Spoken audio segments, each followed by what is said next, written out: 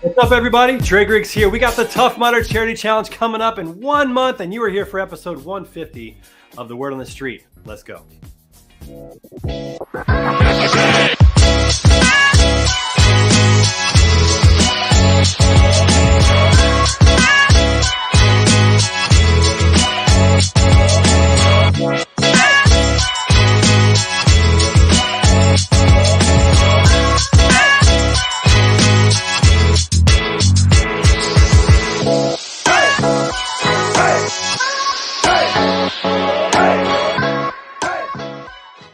What's up, everybody? Welcome, and thank you for attending today's Word on the Street. Trey Griggs, founder and CEO of Beta Consulting Group, and you're here for episode 150.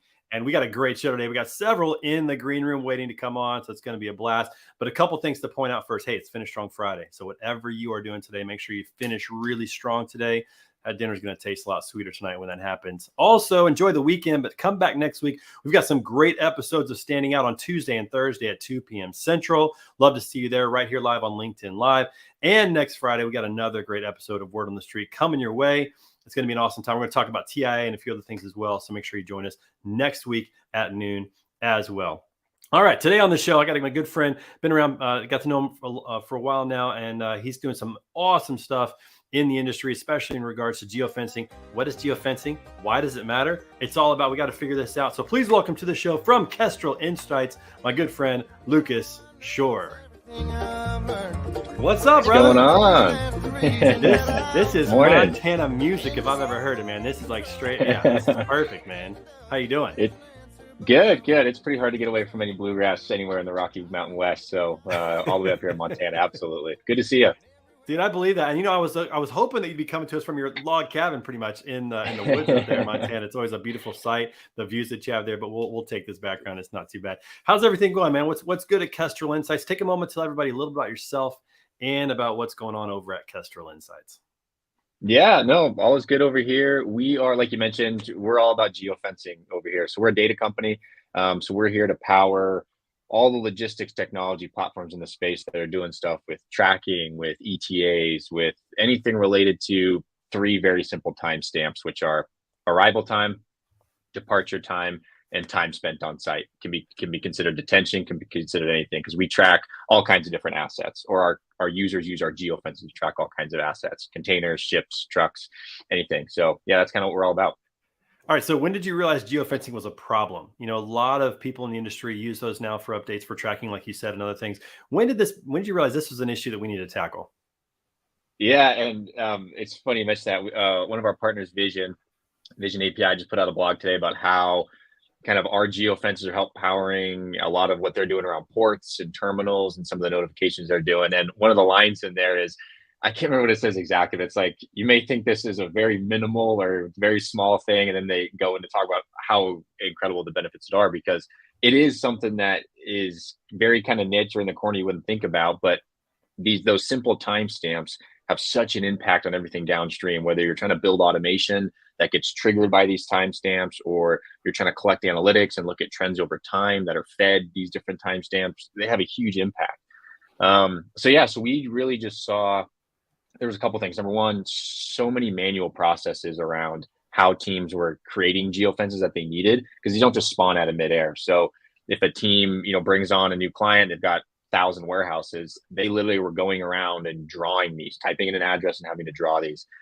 Not only that, there's no standard when it comes to this data. So take like a Walmart distribution center, hundreds, if not thousands of different carriers are going there. Everyone's drawing their own geofence. There's just no standard. So we saw a real need for a standard and kind of a void to fill in the data space. Yeah, and I think the biggest issue is when you see a truck, for example, that goes into a circular geofence, because that's what defaulted to, a radius. They go into the geofence and it shows that they're there. Then they go out of the geofence. It shows they've delivered, because that's how they've set up the automation in their system, when those events actually never happen, because they were just driving down the highway and happened to go through the geofence. And so a lot of updates are incorrect. All those things kind of happen. And so it's definitely a need, but it's one of those things that most people don't even realize about until they start thinking about it, or they're sitting in that chair getting these false updates and they understand this is a real problem. So I love the fact that you guys are centralizing it, democratizing it in that way, and making it so that there's some standards in regards to that, which is awesome. So that's cool. I've noticed that companies are starting to do this now. I've noticed that if I drive past a Chick-fil-A right, my Chick-fil-A app sends me notification. It says, welcome to Chick-fil-A. Interesting. Yeah, McDonald's started doing that recently. They're using geofence technology now. So I think this is, becoming a part of, of culture in many ways.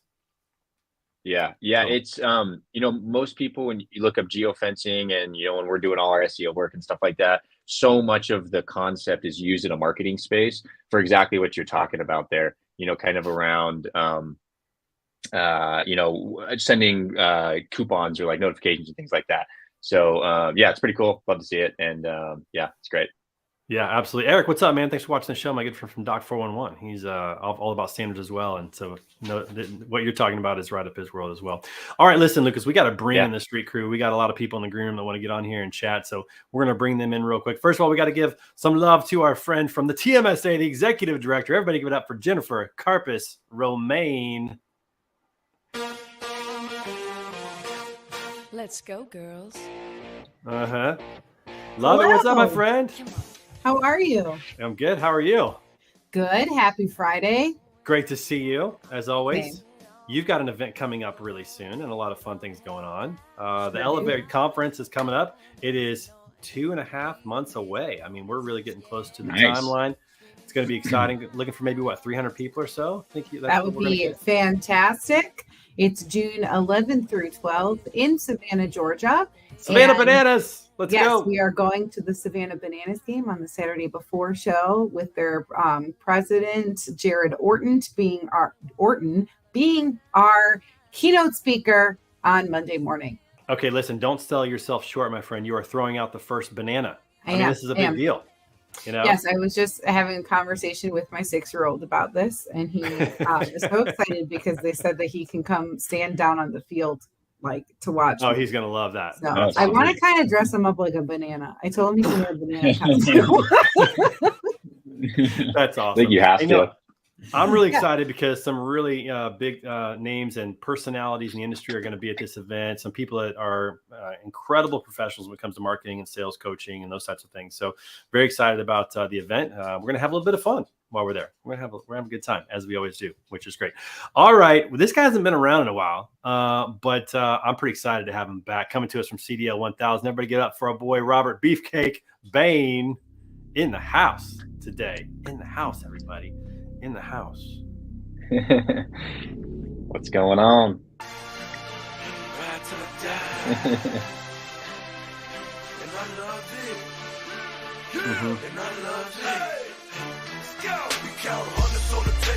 Lucas, you got to dance a little bit. We have good music here. We got good walk-up music. Love it. Robert Bain, what is up, my friend? It has been too long. Oh, so good to be back with the street crew. What the fuck is up, guys? What is up, man? Good to see you, brother. Oh, it's so good. Oh, love it, man. Love the do-rag. Love the shadow. It looks like you're it's a hat. It's a hat. It looked like a do-rag because of the whole. Okay, am I right? Am I right? It kind of looked like that. It does. The window in the back was kind of giving it away, so I wasn't sure about that. Awesome. Well, good to have you, man. Good to see you as well. All right, we got a few more people we got to bring in. All right, everybody, we got this guy coming to us from Boston. He's back. We call him McNuts. Give it up for Kyle McNutt. There he is. Going on? Look at the entrance. What's up, brother? Yeah, a little showmanship. How's it we going? Got a new walk-up song. Hopefully, it's the final. Oh yeah, one, so. Power Rangers, Mighty Morphin Power Rangers, Trouble by Shampoo. My son, I am bringing good songs, not the Scott Watanabe one that everyone's got to sing, but you can't even know the words, even though it's been on for 2 years now. I know all the words to that. Listen, okay, Lucas, listen. Kyle gives us a new walk-up song almost every show. Almost every show he sends us a new walk-up. Yes. Yeah. Keep on their toes. It's all, yeah. That's a commitment. It takes me 4 months to think of the song that I want to choose. Sorry, I'm musical. I don't need to put a guitar behind me to act like I like music. I just love music. And I listen to it and I think of my mood changes. I'm not just always white bread. It's just more work on our part. Help us out. No, it isn't. I do all the editing for you. All right. Time to bring in the one, the only, the bodacious cowboy, everybody. Jeff Dickinson in the house. He's not in the house. There he is. Oh, he's copying. There he is. He's copying. Look at that. Look at that. Grooming. I have to take care of the bodacious stash. That's So- right. I love it, man. Hey, I'm glad we're talking about geofencing because, man, I love this topic. Can't wait to get into it, man. Awesome.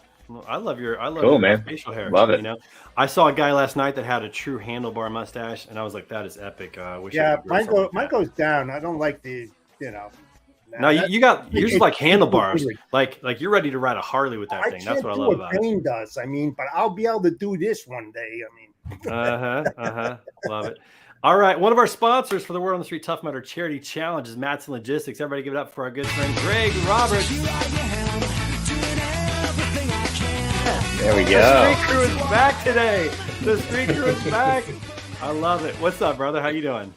Oh, doing well. Been busy lately. Had a couple of new hires that have been training the last couple of weeks, so I haven't been on. But the training wheels are off. They're running on their own and they're riding on their own, whatever you want to say. Love it, Happy to be man. back. Love it. Well, yeah, that's right. You got to keep priorities in check. You got to let them know. Listen, you guys have to ramp up and get this going because I got to get back on the Word on the Street. So. Love it. And That's thanks for sponsoring the Word on the Street Tough Mudder Charity Challenge. We got some updates on that today. Super excited, including a new sponsor to announce. Super excited about that. So a lot of good things happening. And coming to us from Denver, Colorado, Talent Solvers, our good friend. Give it up for Coleman Ruffin. Are you working? What kind of work do you do? Oh, there we go. I'm telling you. Oh, see, there we go. Now he loved that one. We got now we some know good- who's really got the best walk-up music. Even though everybody always says it's Scott, it's me. Come on. If Lucas is voting, I think you win this week. Yeah, That's 100%. there's At least we got another Rocky Mountain, someone else on Mountain Time. So good to have. Yeah, exactly. Yeah. Love it. And last but not least today, so far, we'll see if anybody else jumps in for that coveted 10th spot of the Street Crew. We're coming to us from Cambridge Capital.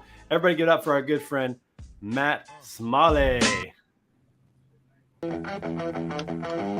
this one has we have to listen to this one for a while. This has Got to build up. So we had 20 seconds. Also wasn't the song I sent you, but I'll take it. What? It's not the song you sent. Oh, At least that's it's a good hilarious. one. Take that I random. like it though. Well, we'll just keep playing it just for fun. Do it. There you go. I mean, it's a legit song. That's a decent walk-up song. I like that little guitar solo. Trey just using his veto power. He's like, Matt, maybe not that Good one. song. We'll do another one. No, Good well, song. you know, it's amateur hour here, guys. That's the other thing you don't know about this is that we have no idea what we're doing. We're just making all this up as None. we go along. So that's just kind of the way it goes. Zero. All right, time to Perfect. put Lucas in the center. We're going to talk about geofencing. So for those of you in the freight brokerage space in particular, where have you seen geofences to be a problem? And were you even aware of what Kestrel Insights was doing before today's show? So the biggest thing that I've always seen is in like warehouse districts. So you go to like, I was thinking of like places like Romeoville or Aurora, where you've got 40 warehouses all in a very, very tight space. And so someone may go to the wrong warehouse. If there's a geofence set up there, then it shows, oh, yep, they're there, they're good to go. And you're sending screenshots to your customer, and your customer's like, nah, man, I'm standing here at the door. They're not freaking here. And it causes a lot of headaches because of the, I wouldn't say lack of standards, but it's more just the accuracy. And then when you have those very dense populated areas of warehousing, that's where I've always seen, potentials for issues. You mentioned it as well, Trey, when you have maybe an exit that a driver has to pass the warehouse first, when you had those old kind of radius type of geofences. So you drive by and, they're in and out, boom, boom. And so then you're getting EDI actually sent over to your customer. You're like, yeah, the guy was in at 11:41 and 36 seconds, and he was out in 47 seconds. That's a problem. Yeah, it is. I remember when I worked at Trucker Tools, they had settings where the customer could say, okay, give me a notification at 5 miles out, at 2 miles out, and at 1 mile out. But it was all radius driven, but there was never anything that was truly specific to the actual, location. And it just caused problems, and obviously multiple notifications doesn't really matter if it's not actually accurate. And as everything becomes digital and tracking becomes much more of an automated process, the accuracy of these things is really, really important. It is. It absolutely is. And I've been using geofencing way back in the day before people started using it. And I used it specifically for high risk, high value loads. Oh, interesting. I created geofencing for routes that I designed, and I changed up the routes every week. So thieves wouldn't know what was rolling and what road they were on, so they could pre-plan. And so what would happen is I would get an alarm once I created that geofencing for that specific route. If they went outside of that, there's a limit. 10 miles, 5 miles to the left, wherever it might be. If they hit that, the alarm would go off, and they would say they're out of route. On the horn, you would go, and that would also include 250-mile outwards, being that once that shipment was picked up, they could not stop within a 250-mile radius. If they had to go to the bathroom or whatever, get on the phone. Hey, you have your lunch? Did you go to the bathroom? Do you have a full tank? Those are the particular things you had to ask, because when you move in $1 to $3 million loads, one never knows when somebody's going to hit you in one of those stations. So you want to go as far out. So I used that probably 15, 16 years ago. One of the first ones to use it. And I love geofencing. It has a place in the industry much more than what it's being used for right now. Yeah. I'm just thinking right now off the top of my head, how much time did that take for you to do that, to have to create these new geofences each time, different locations? I always believe in looking at the what-if scenarios and ramping up and know what's being moved at a specific time. So we had a couple of weeks before we knew that was going to roll. So we just designed it and made it go, So it does work. That's crazy. Just the time alone just seems really crazy in regards to that. So just unbelievable. He's in the house. Everybody, over under. Is he going to be muted? Give it up. I don't know. Great sense they get in here. Ready? Here we go. There he is.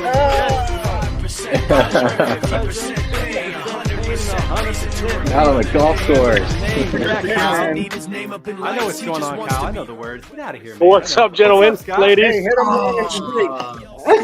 Okay, Scott, listen. You got to turn your camera horizontally so we get the full picture. Turn it horizontally. Oh, there man. we go. Look at this. Wow. Look at this guy. Oh, let's see the tee shot. Let's see his tee shot. Yeah, let's see this. We gotta highlight this. Yeah, there's the tee shot. There we go. Oh, you're in the way. Oh. Scott. Amateur hour. That's how it works. There it is.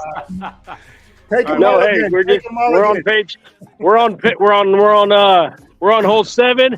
My boy Brandon hit a hole in one on hole 3 at TCP champion course.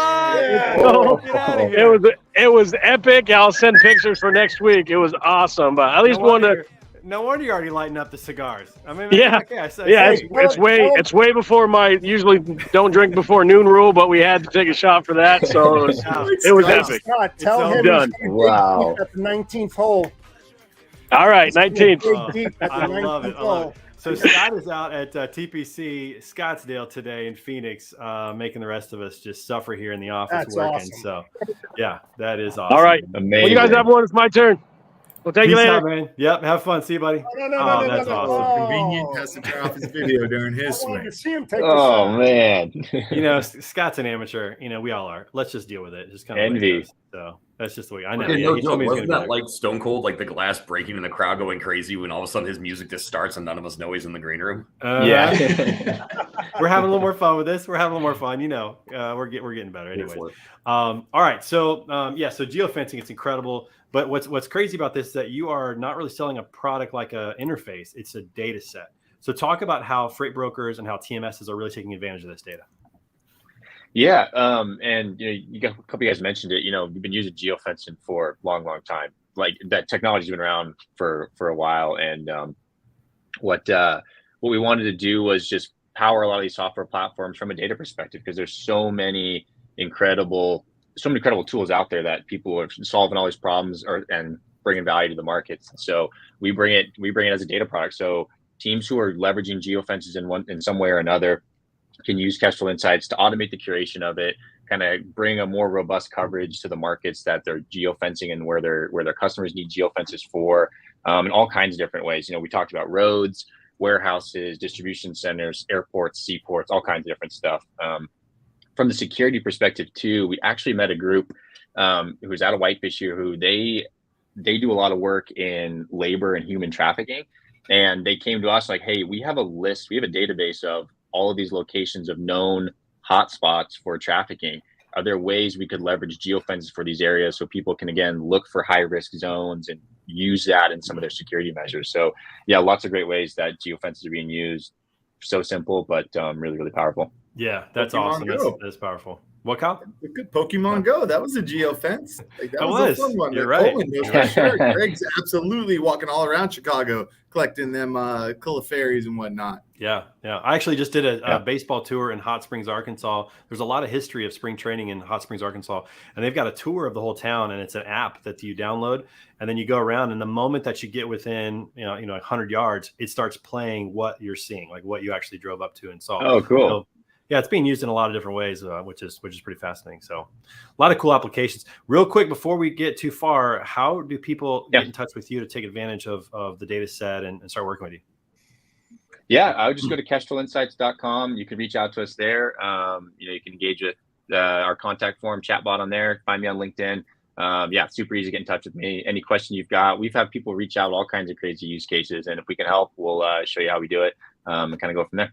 Yeah, that's awesome. Yeah, I want to make sure people understand that it's out there because, you can minimize a lot of the problems with accurate geofences on updates and all those kind of things. So really exciting and all that. All right, cool. We're going to transition for just a quick minute. We've got a couple of things to talk about. We got some fundraisers going on. And one of them, I can't put it up on the screen. Didn't get it in time, Bain. But Robert Bain's got a fundraiser going on. Tell us a little about what you got rocking and what you're raising money for. You bet. Appreciate it, man. So for those who don't know, I power lift outside of work, hence the name The Strongest Man in Logistics. For the last 5 years, I've volunteered my time at an event called Pressing the Pieces Together for Autism at our gym here in Lombard, Illinois. And this year I was given the opportunity of one of the featured lifters for the event. So it's kind of cool. I get a little bit of free advertising. But the biggest thing is that I get to raise money for the Autism Society of America. That is near and dear to me and my wife and our family. Tiny terrorists everywhere. So it's but it's awesome for us. Our oldest son was diagnosed on the spectrum back in 2008, and because of services that he's received through the Autism Society and through the research that they do, he has been able to get a leg up and really push his life forward in a way that we didn't necessarily expect when he got his first diagnosis, and was actually able to graduate with his neuronormative peers.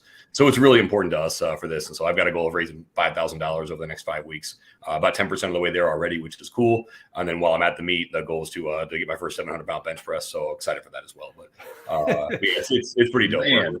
Yeah, Dude, 700-pound bench press. That is insane. That's nuts. First of all, bench press is stupid. Let's talk about squats later. Yeah, I can't do it. I can't do either. So we have a link.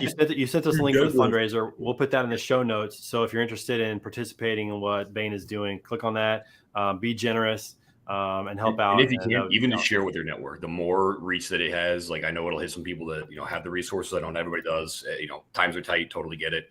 But even sharing it helps a ton. So anything that people can do is appreciated. Love it, man. I'm excited for you to get that 700-pound bench press. We're gonna have to see a video of that again, and the veins popping out and all that kind of stuff. It's crazy. Lucas, you've never seen anything like it, man. It's wild. It's really crazy. Always fun. All right, we got another fundraiser coming up. We're 1 month away, and I've got a lot of work to do between now and then. I gained a few pounds over spring break. I got to work on this.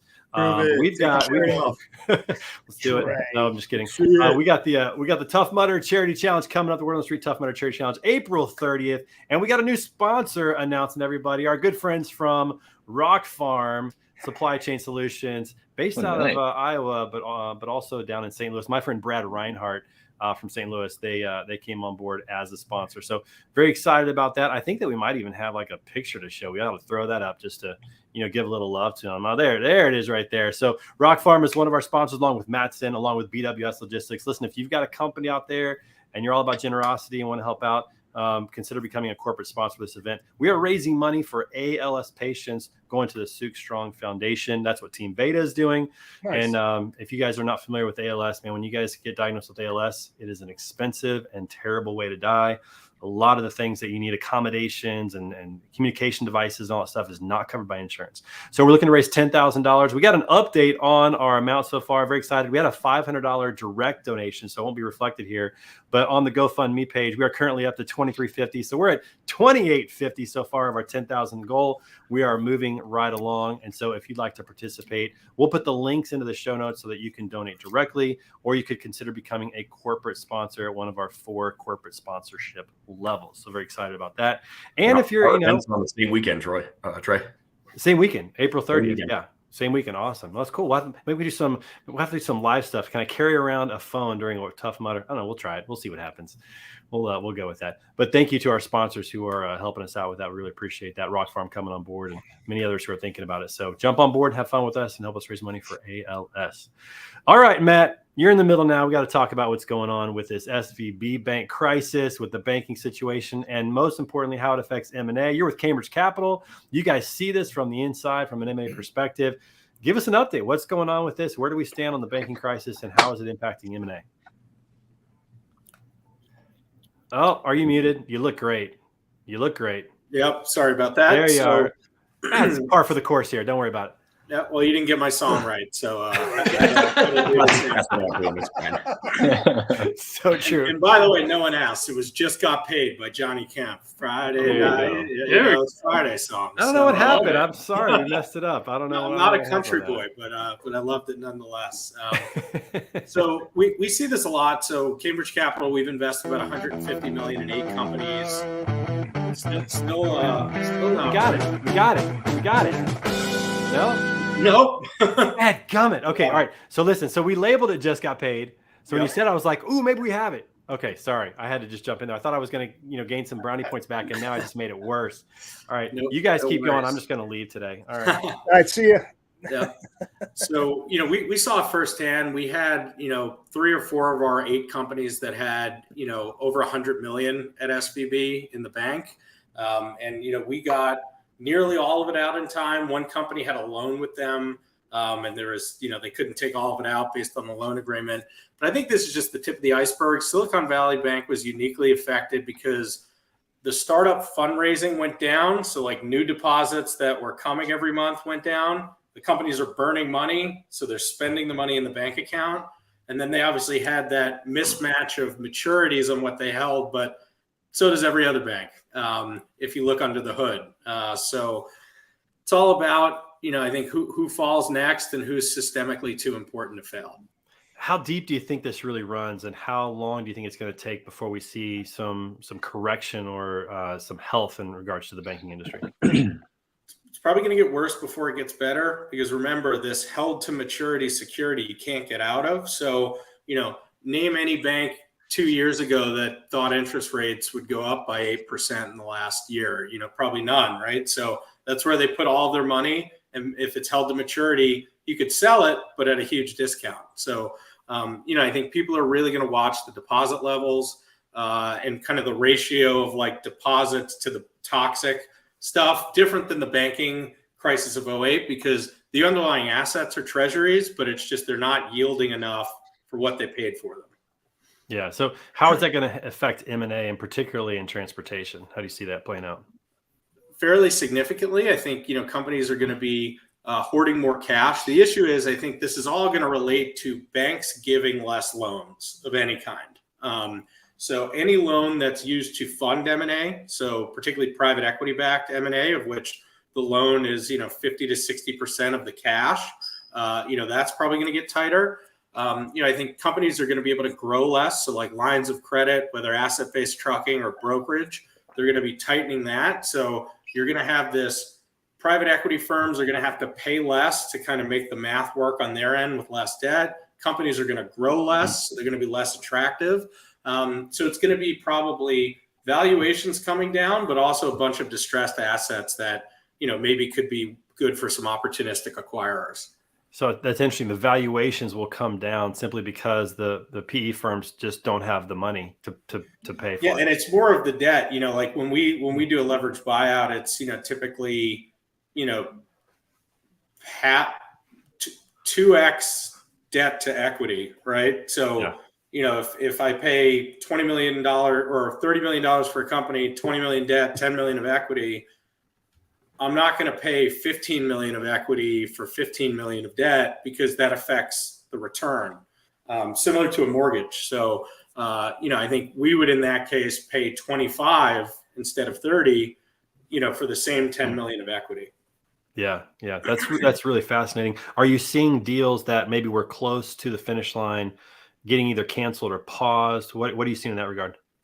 Definitely. I think nothing related to our portfolio, but we're seeing a lot of companies that were looking to sell themselves pull the process to do that because just bad market timing. And again, a lot of other companies that relied on Silicon Valley Bank for debt, particularly tech companies, are kind of in no man's land because it was a never-ending waterfall of money that doesn't exist anymore. Yeah. Wow. How are we? Let's open this up. How do we feel like this is going to impact freight brokerages or logistics tech companies in particular? Lucas, I'd love to hear your take on this as a logistics tech company. Have you guys been looking into getting some backing? Have you had some already, or even freight brokerages that are trying to grow or get acquired? Where do we see all this playing itself out in the marketplace? Yeah, we have had conversations I had a couple conversations with some VC teams here in Montana, just same thing, just kind of saying, hey, how do you guys gauge this? How does you see this affecting your teams? And some of their responses were, money that they had in companies they had invested in that were at SVB, and the less they had that they saw were going to be affected from that point of view. It's like, yeah, a lot of our companies didn't have money there, so they're kind of just seeing how it plays out. But I thought the interesting part of it all was just kind of the human experiment of how these runs get triggered so quickly. It's just the craziest thing to see. And it's just an interesting social experiment, I think. And most people I've talked to just kind of seen how it plays out. Yeah. And what was interesting is, I decided to nerd out and look into the FDIC filing. The day before they collapsed, the withdrawals were 46 billion in a day. Oh my gosh. That is insane. And that was the people who actually got money out because they put a stop at a certain point in time. And that was on Thursday. Seems like a lot.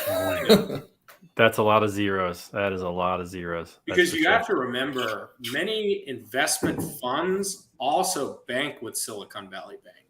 So the fund is in there. And they do things like capital call line of credits, things that people depend on to fund the deals before they basically get the money that their investors, legally promise them, but there's a delay. So just within our three companies, and not Cambridge, but three of our portfolio companies, it was 50 million that we took out in a day, but that was on the day of 46 billion. Yeah, that's a drop in the hat compared to that. Wow, that's. Do you see is it an inch?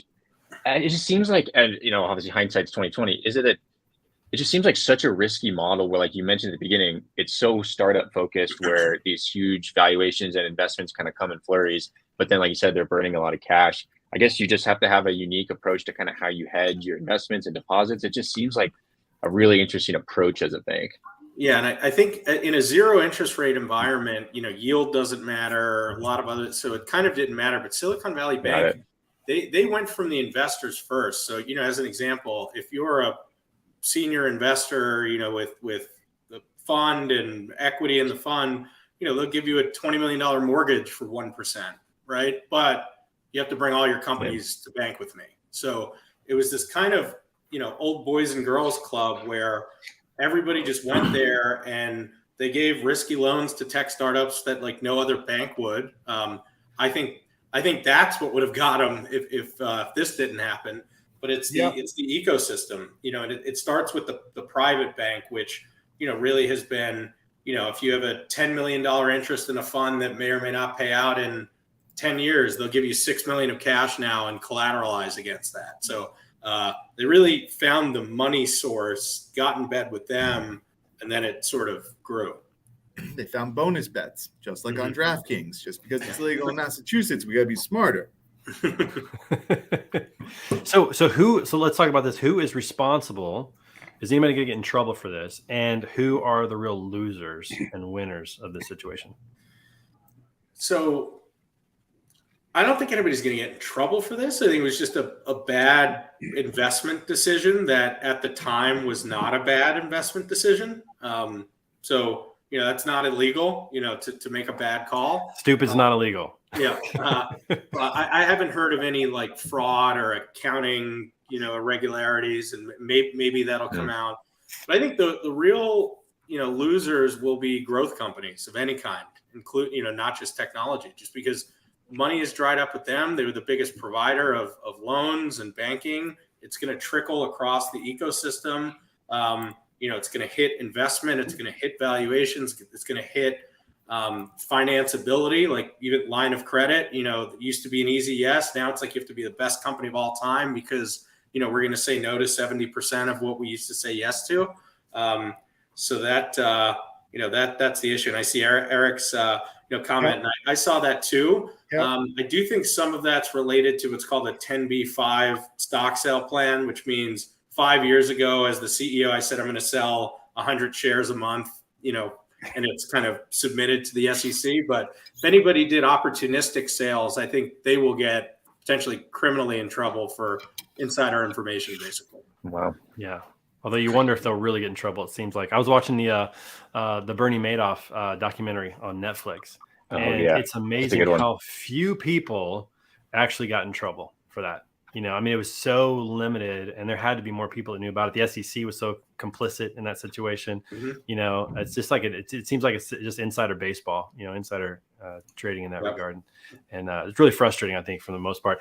I'm sad for the companies that really had great growth plans and were kind of dependent upon that. We've seen freight brokerages that had deals like right at the finish line, didn't get them. That kind of thing happens. It's just, I feel like it's going to push everything back just a little bit further. It's going to slow everything down. Which is I'm going to politely disagree on that. Given the freight macros, particularly for brokerages. Perfect storm. Bane, you want to disagree? Go. I want to challenge that. I agree with there's certainly going to be a lot more diligence going on. There's going to be a lot of questions around where the money's coming from and how purse strings are going to be opening and closing. We're entering a time, I believe, of the age of consolidation. We had in 2008 and then in 2019, we had the age of extinction. We saw trucking companies going down left and right. And I think people have learned from that. And what we're going to start seeing is both asset and non-asset coming together and saying we're safer and we can last if we come together versus if we're going to try to grow apart. And again, knowing that there's less freight spend going on, there's less freight being moved right now. I think we're actually going to see a lot more of these. Now, they may not necessarily be more as traditional M&A deals. It could just be where, strategic partnerships. I think we're coming to the age of consolidation. So it's going to be very interesting, again, knowing that there are other global economic things that may still impact that. But the Knight Swift deal that happened last week, that's the first domino. I'm calling that now. Yep. Bane, it's the age of Aquarius. How'd you mess that up? I'm too young to be able to join in this conversation. I have my Pokemon Go, my DraftKings, and Age of Aquarius. That's all you got. Talking about big water ball. So you can grab your Beyonce and the Gwyneth Paltrow. I really studied up on that. Till you can grab the beer with two fingers, don't speak to me. Yeah, and I love two fingers. And I do agree with you too, because we own 2 freight brokerages and we have, I think, 4 or 5 offers out on acquisitions. But I will tell you, it's because of my point that prices came down. So I think the consolidation's happening and we're opening up the purse strings because the prices are lower. Yeah, it's a good time to buy. And they do have a lot of the synergies, like you said. The pie is only so big now, and better off together. Yeah, that makes sense. That makes a lot of sense. So buying at a discount. That's kind of the way it works. So, all right, we got to pause for a second. We got to thank the people that make this show possible. We got to thank our good friends over at Green Screens. Listen, if you are a freight broker and you're pricing freight and you are not using Green Screens, make sure you reach out to them at greenscreens.ai. Tell them Trace sent you, get a demo, or go back and watch the last episode of The Edge where we did an open sales demo with my good friend Kevin Coombs. So be sure to check that out. And again, thanks so much to Green Screens for sponsoring the show. Speaking of Green Screens, they are good at Matt's, or not Matt's. They're going to be at TIA coming up pretty soon. We've got a couple of shows coming up, so you can find them there as well if you're headed to the TIA conference coming up, and you can register for that at tianet.org. So hopefully see you in Orlando in April. And also, speaking of The Edge, we've got another one coming up, everybody. On Tuesday of next week, April 5th, we got our friends from Highway coming on the show to talk about what they're doing with carrier identity to stop double brokering. Super excited to have Michael Caney on the show. That's next Wednesday, April 5th at 1 p.m. Central. So you can catch that show. And again, check out exactly what they're doing. You don't have to give an email or anything. You can come watch the show, give a comment, give a question, give us a hard time, whatever you want to do. We'll see you at 1 p.m. on Wednesday, April 5th for The Edge with Michael Caney and Highway. So that's been fun. We'll do some more of those. We may have to get Lucas. We might have to get you on this one at some point and talk about Kestrel. Get your Yeah, absolutely. It's Wednesday. It's on Wednesday. Yeah, This Wednesday. April 5th. Caney's always great. Good. That'll be a good time having him on. Yeah, Caney is great. He's fun to talk to and pretty energetic guy. So that's good. All right, a couple things to talk about. We got a couple of news stories to discuss real quick. We are going to talk about some Beyonce tickets here in just a minute. Kyle, we'll get there. But we got a couple of news, a couple things out there in regards to some news stories. Freightways did a study or report on this, talking about how the ELD mandate may not have made driving any safer, as the report shows. I'm not sure if there's a lot of truth to that or where that is. I haven't read the story yet. But what do you guys think about that in regards to the ELD mandate and carrier safety?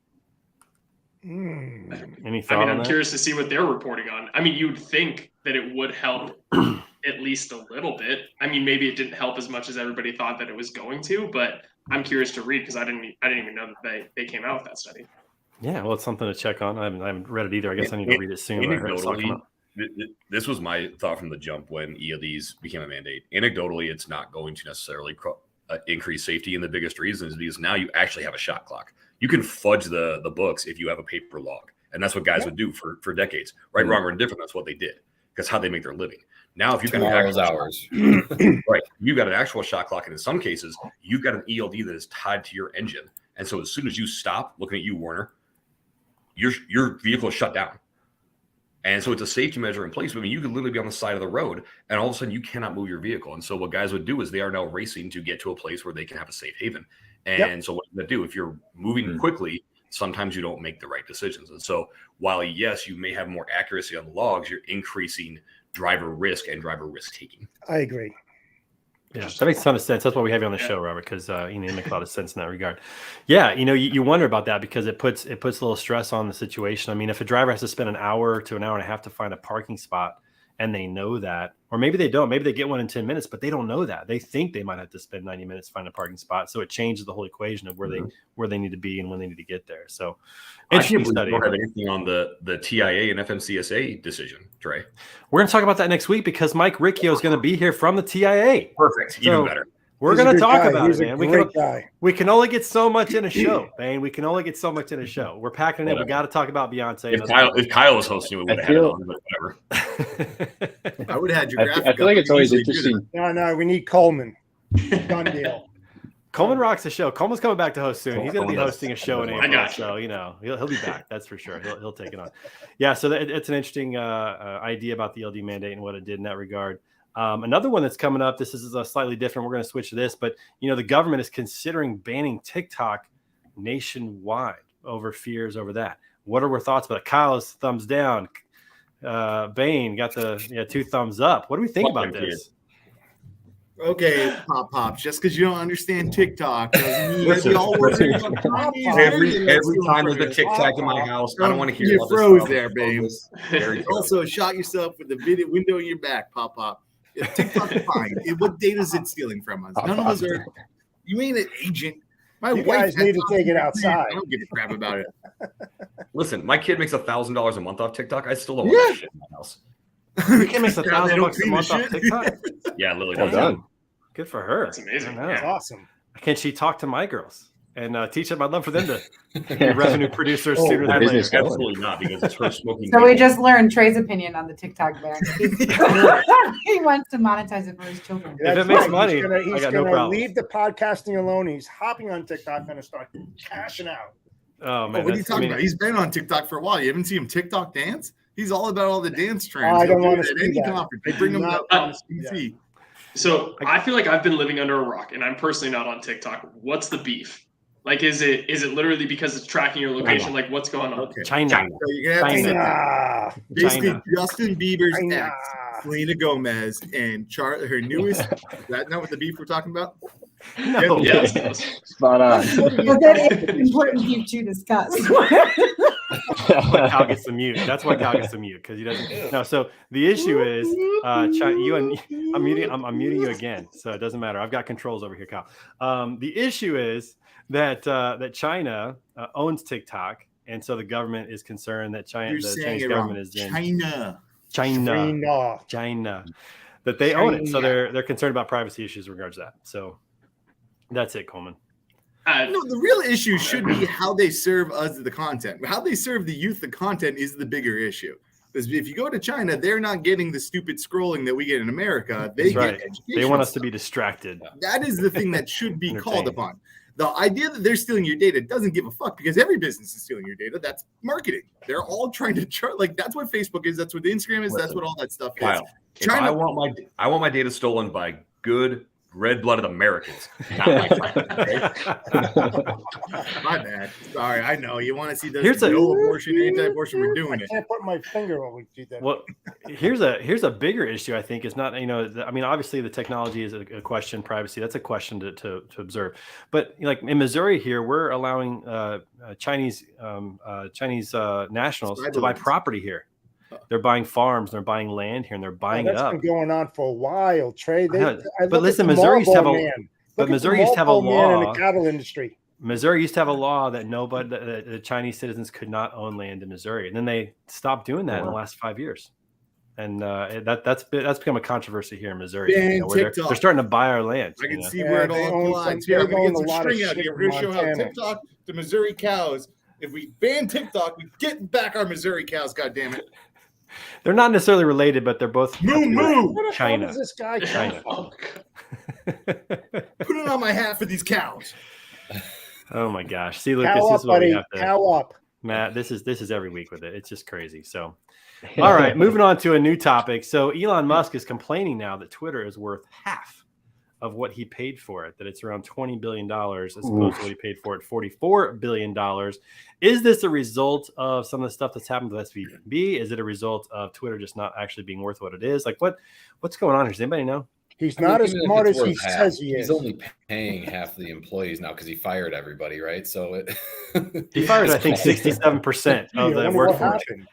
They're down to like 2,500 employees from 7,500 when he took over. Yeah. Twitter was dead anyways. That's all this is. It's the fact that only reporters are on Twitter. Like who really goes to Twitter for their news anymore? That social media is dead. It's buried. Ended. I'm on Twitter quite a bit. It's my favorite place to get news. I'm right there with you. Twitter ain't shit. Yeah, he basically got locked into a kind of bubble price when he signed the agreement, and then the market fell, but he was sued to consummate it. So that was the biggest issue. Was just the time between sign and close. The market fell by 50%. Yeah, what I was saying. Yeah. Well, somebody said the markdown is the same markdown of like Snap over the Snap stock price over the period. So I think it's more market, but I wouldn't have bought Twitter at that price. And I understand what he's doing, which is gut it and shift from ads to subscription because that's worth more. But I don't think the evenness will come.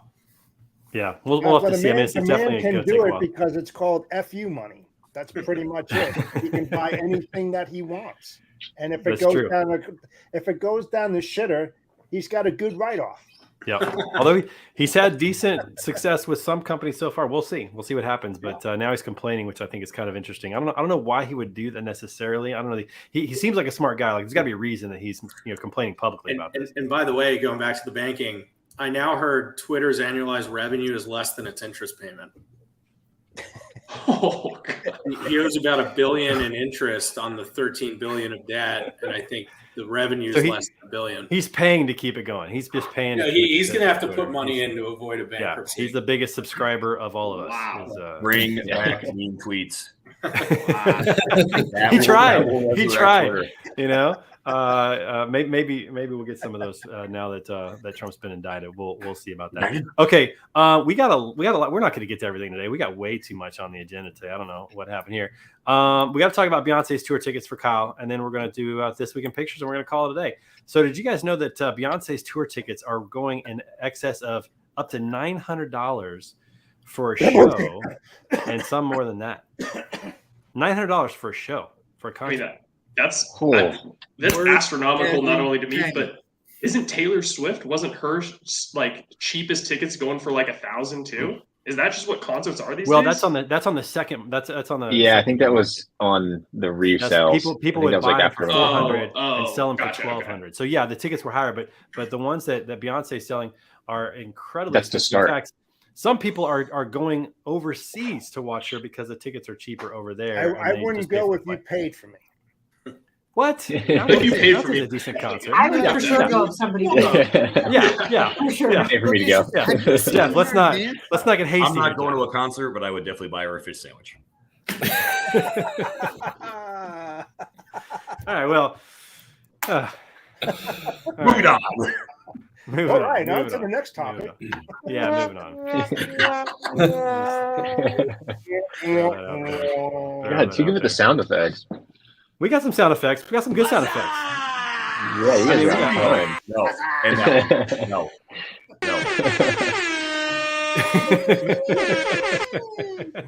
Yeah, we're up in our game here. I know we're still amateur hour, but we're up in our game here. It's getting a little. Oh, no way. Yeah, we can't add more people to the stream, but we do have up to 7 sound effects. We have way more than that. Way more than 7.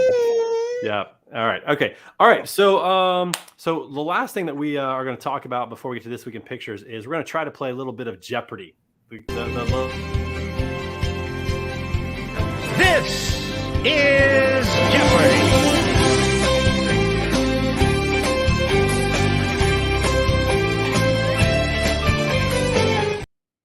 There may or may not be a copyright infringement on that. I was going to say. We're asking for forgiveness later. We're asking for forgiveness later. That's how this works, So we're gonna do a couple of these. We'll see how they go. We like to try new games. Our podcast director Ruth and our communications director Morgan, they like to throw these things together. They're awesome about it. So we're gonna see how these go today. So what I'm gonna do is I'm gonna put up a question, or I guess an answer as it goes, and the first person to to put out the question is going to get some points. We're going to keep track today. I've got a notepad. I got my trusty notepad here. So we're going to give out points. These points don't mean anything, Matt and Lucas, so it doesn't matter. But we're going to put some points out. Games are made up. These points are serious. That's right. That's right. Exactly. All right. So the first answer today, we're not going to do. But the first answer is this 7-letter adjective Thirsty. means both dehydrated and too eager. What is for thirsty? approval. Yeah. What is thirsty? Yeah. Because the Bain answer got has it. to be the question. Bain said it. Read the answer below. Excuse me. It says thirsty. Hey, listen, it's what is thirsty, and Bain got it. So shut up. Number 2, Who is name of this thirsty? Italian fashion house. What is Gucci? What is Gucci? What is Gaethje? Was that Coleman? No. Which was it? The House of Definitely not me. Gucci. I think I was Matt. second place. Yeah. Matt got it. Trey Nice. can't read Okay. fast enough. Suck at this. Shut up. All right, number 3. 3-letter word that is used to describe gossip What is or tea? news. Ooh, nice. Oh. Is that Bain? Yes. Well done. Bain is on Nice fire. job. Bain is, okay, Did you share fourth the question. freaking answers with them? Fourth Christ. answer. It sounds like it means stolen, but this 8-letter It's like- compliment means your style is fierce. What is finesse? Years. Oh, wow. What is what? What is finesse? Oh, snatched. Oh, no, you missed it. Snatched. I think I have to take a It's point so away. Oh, Bain Bain makes lost a point. $1,000 a month from TikTok at this point. This is I'm just going to be freaking language from the youth. Remember, it's All right. Next one. Yeets. Why is Yeet. What for is this yeet? 4-letter word, which can mean What to is yeet? throw or be an objection of joy? Toss.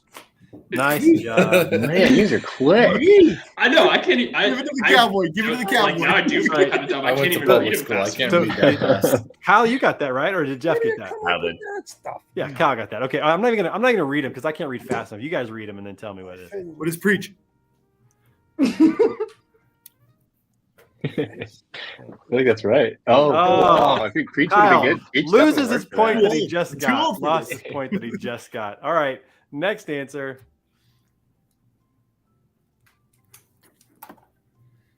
Quick. Ignorant. Phone Bane's daughter. Child. Sleep on. Oh, What? sleep on. Nobody got Y'all that. hit Nobody got that. turns. Nobody got that. Okay, let's try the next one. Thanks, Ruth. What is dead ass? That That is is true. That is 7 letters. That's misspelled. What? Greg, I'm surprised you were silent. At this point, I assumed you would be in a commanding lead, Greg. Is that a Period. word? You know, What is this, French or something? Pure. I didn't know that was even a word. That's not even a word. I don't know about I think that. it's a All right, typo okay. with a T All at right. the end. Next one. A word referring to your look or something. What is drip? Wow, that is a good. Oh, Oh. missed I'm it. not Bain saying has lost all the points. He's back to 0. All right, last question. Last one. Here we go. Crushed on it. fire. What is crushed it? Nobody got it. Okay, this is crazy. So because Bane And this week's Kyle, segment sure to fail. So, like, I could do it the other way. Like, if you put understood the assignment, I could tell you what it means, but I couldn't be like, yeah, because so we'll I watch adjust next time. TV. We'll make some I adjustments. can understand Slay. Medieval talk, knights. though, They fight. Yes. Slay Or and like Brett. there's, no cap and bet. I have like teen nieces and nephews that explain what the words mean to me, but like not fast enough to read the question to be able to answer it. All right, so like that. this is I don't know what this is a dead ass shocking means, and result. It's been too long for me to ask what it actually means at this point. Well, This is Kyle a went shot. to Evelyn Woods. But everybody shut up. Listen, we got a result. All right. So we got to move on. This is shocking. Bane lost both of his points. So did Kyle, which means the winner. No, First ever no. Jeopardy. Morgan is getting Bane drip because drip and slay mean the same thing. Read. Okay, then that means that Bane and Matt tie. So Bane and Matt tie. But Oh. yeah. Nothing. So there you go. But it doesn't I matter. need a So playoff question. A playoff question. A playoff question. Do we have one more question? If we have Would another you question, share- we'll do You it. can't Hotel answer room it. with Trey It's in between Vegas. Bane and Matt. I don't think we have a Oh, question. Bane in mind. wins. So Morgan sorry said about no. No more questions. Okay. All right. That's it. So Matt, congratulations. You're the guest. You win. That's awesome. All right. We're going to end the show the way we always do. And that's with a little bit of This Week in Pictures. What we do is we like to talk about what's been happening in our lives. And here's the first one. We got to give a love to our friend Rob Bussey. Sent this in. They're at a trade show having a good time. Our boy, Rob Bussey. Nice. That's my guy. All right. Then we got this one here, which Kyle, go ahead. Yeah, I was boosting the cues. I don't know if you can see that man at the bottom left, but that's a little Rob Scott Hansen. So when I produce, it's with real host and actually do it well. I did that thing right there. The one to the right, that's me. I was behind that black curtain. We were in the middle of the student center in Syracuse. The marching band came in, all the craziness. That freaking mascot from Syracuse is insane. It's dirty, gross. It's insane. Yeah, But I then, bet there's some yeah, that's sweat what my build up in there. computer looks like. Yeah, I bet there's probably a little bit of sweat build up in there. So you work with professional hosts. Oh, okay. Good to know. Real Good to ones. know. Yeah, kind of must deal with really big Coleman. ones that have a lot. We talked to them, Mike Tirico, Bob Costas. I mean, I can talk about real producers. I don't know. Coleman. I don't know if that's throwing shade at me or Coleman at this point. I don't know. I mean, because we're both I would hosts on this appreciate show. it, Coleman. He's the best smile in the game. He is. For my All right, Somebody's got Jennifer. to. All right, Jennifer, what do we got here? Oh, this is me and Jason DeSarl from Supply Chain and Demand Executive. I was named one of the pros to knows, and thank you. And Well done. Thank you. And it's funny because they ship this to your house, but so Jason, he's the group publisher there, and he never actually saw one, but we live like a half hour apart. So we met at my favorite coffee shop in a town called Medina, Ohio, but it was a full circle moment because when I started my career as a community journalist, that is where I would interview the mayor. And it was like a big deal for me to then get that award there. And also shout out to Cool Beans because their owner was in a car accident recently. So everyone's giving love and support to the owners and making sure that we're supporting that local business while she recovers. Yeah. So not that anyone around here lives in Medina, Ohio, but if you're in the area, it's a cute little town and go support Cool Beans. Cool beans. Well, congratulations on the award. That's awesome. Very cool. Thank you. All right, I got to go on a little spring break road trip. I got some highlights from that as well. This is what it looks like when the Griggs family goes on a spring break road trip, everybody. Yeah, my wife sleeps. My daughter is in the back. My youngest daughter is way back in the back napping, and then my other daughter is on her, on her devices. That's kind of the way that works. We got to see a couple of really cool things here. We ate a lot, a couple of restaurants. We went to Lambert's Cafe, home of the Throwed Rolls. We had some Memphis-style barbecue. We got to go to Lorraine Motel, where Martin Luther King Jr. was assassinated on their lower right picture. Got to see the capital of Jackson. A lot of cool stuff there. Then we went to New Orleans, and this is pretty cool. This picture of my daughter. Yeah, it was pretty cool. These trees they have there. I don't know what kind of trees they are, but they grow to the ground. It's unbelievable. They're huge, like big oak trees, but they go to the ground. So she wanted to jump up on a branch there on a limb and take a picture. And so of course I had to do that. Then we went down to New Orleans. Got to see I think it's the Battle of Charlemagne, which was one of the big battles of the War of 1812. A very crucial victory that we had there. We got to go on a steamboat cruise. Right there, you can see it in the lower right corner. On that one. Yeah, we went to Cafe Du Monde. To try that out. That's a New Orleans specialty there, so it's pretty cool. Also, I got to see a French so green. Did you get to go to the French Quarter? We did. That's what Cafe. Yeah, that's right. There you are. Mon is there. Yep, Yeah, right it's there, in the lovely. French Quarter.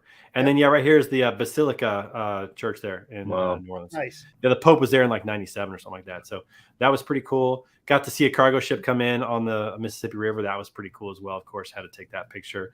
Hey, Got to go to the original Canes. I don't know if you like Canes or not, but the original Canes is in Baton Rouge, everybody. So we didn't know that until we got there, but we had to try it once we realized that. So got to go to Canes. That's my daughter, Hannah. We also got to go to Duck Commander. This on the left side is Ryan Howard. He's with Inveo, and his sister is Corey Robertson, who married Willie Robertson. So we got some backstage love at that. And my daughter's got some really cool sweatshirts. Oh, we got to do a little bit of sex education for my daughters at one of the. Let's just see what that was. I couldn't tell. It looks like a plane. It looks like that's like a turbine exhaust out the back or something. There may have been some exhaust in there. Who knows? Then in Hot Springs, this is a part of the baseball tour. We got to go and see. This is a mural that's up on one of the businesses there. It's really cool. Nice. Got to see that. Got to go to a really fun pancake shop restaurant for breakfast with the fam. That was awesome. Got to go. We went to Branson and went on the Showboat Bell, the Branson Showboat Bell, which is an awesome boat with an event there. And I got to get some selfies with my fam. And there we are right there to finish things out. So that was a lot of fun. Really had a good time on the show. And a couple of news stories. The QAnon shaman was released from prison. One of the insurrectionists from January 6th, after a video came out that he was actually escorted around the building. He didn't actually break in. He was escorted around the building from time to time. So they released him from prison. Pretty interesting on that. Also, Trump got indicted. We'll see what happens with that. See if he turns himself in and what that means for the election coming up. Bain, we'll get to you later with comments at some point, although I think he may have had to bounce. And check this out. A woman kept her iPhone in the case from 2007 and sold it for $63,000.